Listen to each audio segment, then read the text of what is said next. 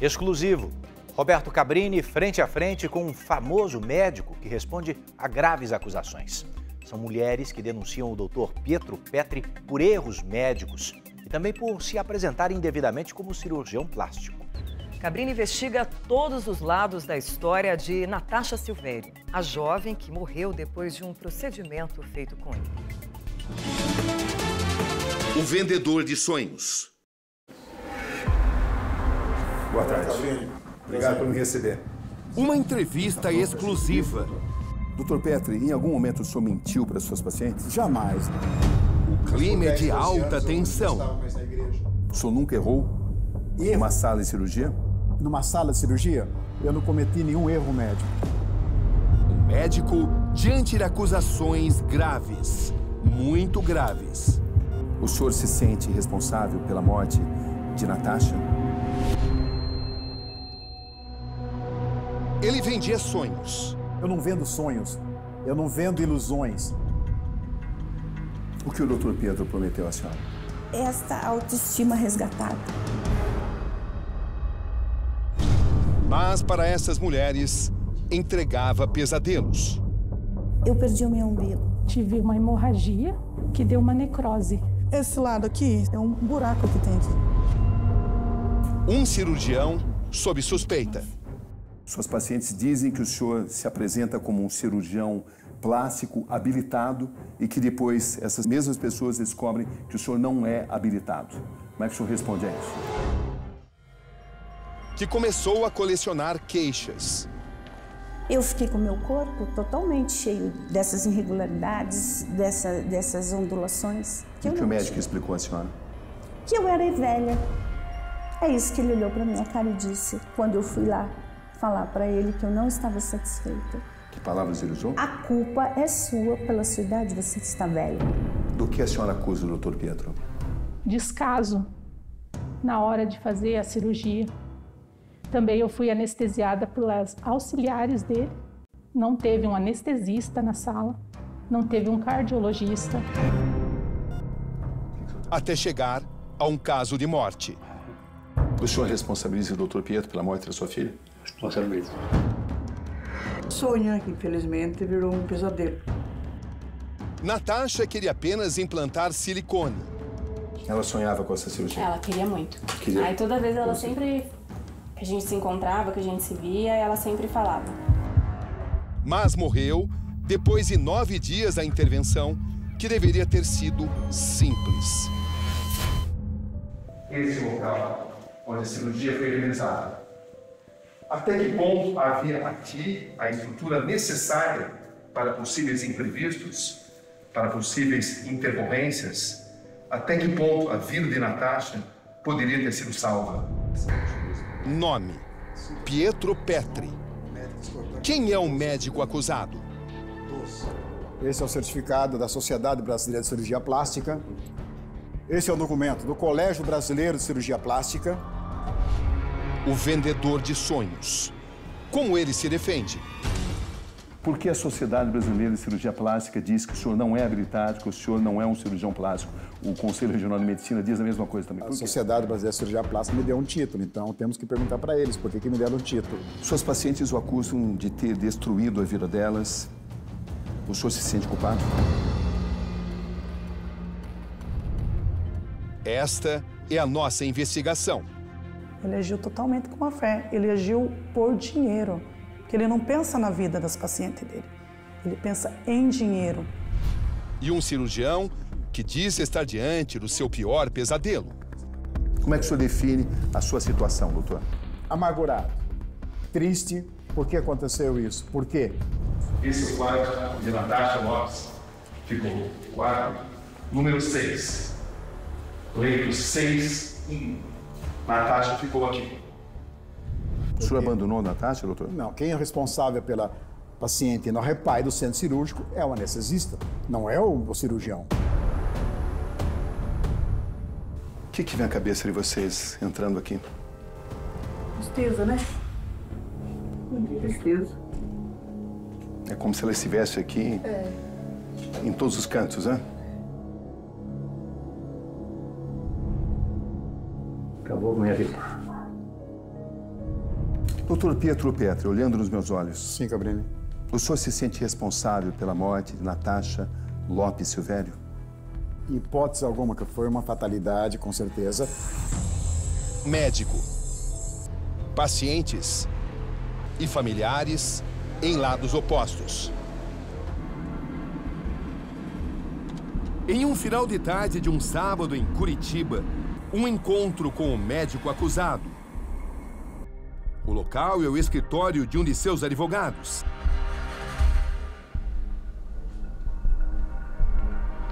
O Dr. Pietro está ali. A porta se abre e ele aparece ao fundo. Doutor Pietro Petri, boa tarde. Obrigado por me receber. Demonstra ansiedade. Como responderá às acusações? O senhor está pronto para essa entrevista, doutor? Sim. Posso perguntar tudo? Existe alguma restrição nessa entrevista, doutor? Não, você pode perguntar tudo. Quando eu não souber algumas respostas, eu vou pedir a ajuda dos meus advogados. O senhor tem consciência de que são acusações graves? Eu tenho consciência que são acusações, mas que eu não as classifico com muita gravidade, porque em todas essas acusações temos que verificar a veracidade dos dois lados. A história tomou grandes proporções, especialmente depois da morte de uma de suas pacientes, cujo caso investigamos com profundidade em Piracaia, interior de São Paulo. Que ele paga o que ele fez, né? É justiça. Antes da capital paranaense, me encontro com mulheres que afirmam terem sido vítimas de maus procedimentos cirúrgicos do Dr. Pietro Petri. Você se sente enganada pelo Dr. Pietro? Sim, eu me sinto muito enganada por ele. Ele é uma pessoa que está enganando as pessoas, que trabalha de uma forma irresponsável. Eu acho que é uma pessoa ambiciosa. Os relatos são parecidos. Eu tive uma lesão física, né? Quais as sequelas que a senhora tem? Eu tenho uma cicatriz de quase 10 centímetros no lado direito do meu corpo. Que erros o senhor admite que tenha cometido? Erros. Olha, Cabrini, eu faço 4 cirurgias por dia. Por semana, dá umas 28 cirurgias. Acho que sempre tive sucessos com as minhas cirurgias, porque sou muito criterioso em tudo. Mas nada se compara à gravidade do caso que estamos prestes a contar.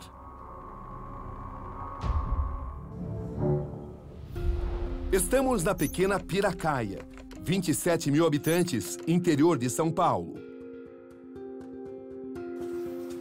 Aqui nessa casa, me encontro com a família de Natasha Lopes Silvério. Dona Maria Cristina, boa noite, como vai? Seu Juvenil, como vai? Tudo bem? Boa noite. Boa noite. Obrigado por me receber. Posso entrar? Com licença.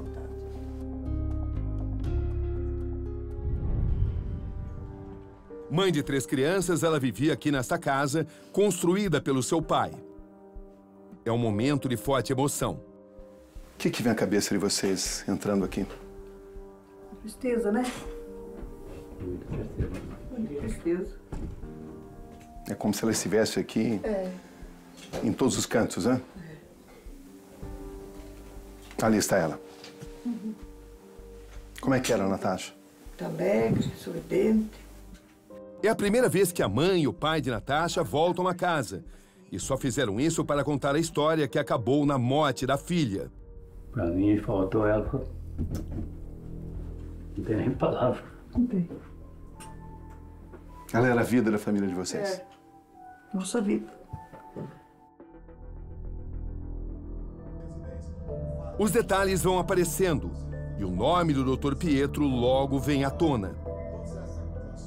Por que vocês acham que ela escolheu o Dr. Pietro? Porque eu acho que ele passou segurança para ela no sentido de falar o seguinte: vamos fazer no hospital aqui, 30 é rápido, minutos. é prático, você vai ter um gasto menor, você já vai ser liberada no mesmo dia.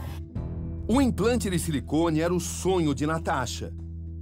Ela era muito vaidosa, ela queria fazer a cirurgia, ela sempre quis. Era manhã de 27 de fevereiro. E Natasha foi com sua própria moto a este hospital, a Santa Casa de Piracaia. Coincidentemente, o mesmo local onde ela nasceu. A Natasha saiu de casa que hora naquele dia? 6h10 da manhã. 6h10 da manhã. O que ela disse para a senhora? Mãe, eu tô indo, tchau. Só isso. E a senhora sabia para onde ela estava indo? Sabia. O que a senhora sabia? Sabia que ela ia fazer a cirurgia. Com a autorização da direção do hospital e devidamente paramentado, tenho acesso ao centro cirúrgico onde a operação de Natasha foi feita sob o comando do Dr. Pietro Petri. Os detalhes vão sendo desvendados com a minha entrada. A partir desse instante, estamos tendo acesso ao centro cirúrgico da Santa Casa de Piracaia. Aqui, na manhã de domingo, 27 de fevereiro, Natasha Lopes Silvério foi operada. Um procedimento estético, implante de silicone, que terminaria com sua morte 9 dias depois. Esse é o local onde a cirurgia foi realizada. Até que ponto havia aqui a estrutura necessária para possíveis imprevistos, para possíveis intercorrências? Até que ponto a vida de Natasha poderia ter sido salva? Até que ponto este hospital foi escolhido devidamente como local dessa cirurgia estética? Essas são as perguntas. O passo a passo da internação de Natasha. Segundo as informações oficiais, a cirurgia começou às 8 horas e terminou às 8h30. Implante de silicone. Essa foto mostra a Natasha já no centro cirúrgico na Santa Casa de Piracaia. Logo em seguida, Natasha é trazida para esse setor, ainda dentro do centro cirúrgico, o PO, pós-operatório. Ficou durante uns 40 minutos, até então ser levada nessa direção, por esses corredores, até um quarto, dentro da própria Santa Casa. Aquele domingo, a Natasha foi trazida para cá. E aqui, no setor de registros, nós encontramos informações importantes. Aqui está, na data da cirurgia, o nome dela, Natasha Lopes Silvério, cirurgia plástica, e aqui esse horário, 10h30, provavelmente o horário em que ela foi retirada aqui do hospital, transferida para um outro hospital, já quando o quadro era extremamente grave. Naquela manhã, ela ficou nesse quarto, onde nós estamos indo nesse momento. Esse é o quarto onde Natasha Lopes ficou. Quarto número 6. Leito 6-1. Natasha ficou aqui. Pouco tempo depois da cirurgia, cerca de 50 minutos, ela começa a relatar fortes dores de cabeça. Não se sabe exatamente o tempo que levou para ela começar a se sentir mal ou para que os médicos e enfermeiros aqui da Santa Casa soubessem que ela estava se passando mal. Essa é a questão, porque aqui, dentro desse quarto, não havia acompanhante. Portanto, não dá para se precisar o tempo em que ela ficou aqui, nesse quarto, sem que médicos, sem que enfermeiros ou que ninguém soubesse que a Natasha estava passando mal. Estava se sentindo muito mal. Um mal-estar que a levaria à morte. O que se sabe é que às 10h30, como consta naquele relatório, ela deixou o hospital, mas aí já não havia muito a se fazer. Às 10h30, ela é levada para o hospital de Bragança Paulista. Uma vida se perdida.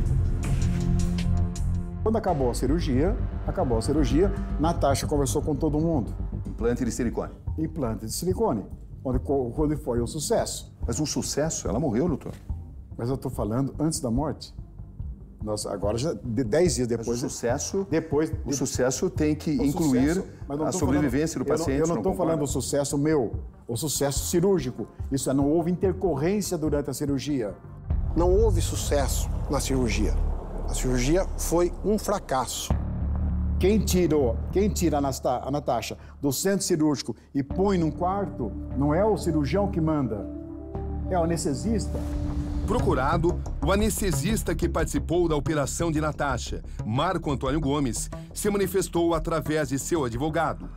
Concluída a cirurgia, ele fez o exame pós-cirurgia, reanimou a senhora Natasha, tendo ela tirado nota 10 nos quesitos de análise pós-cirúrgica, ele procedeu à alta médica anestésica e encaminhou, essa senhora foi encaminhada ao quarto para recuperação dentro do hospital. Isso é verdade, está nos autos do inquérito policial.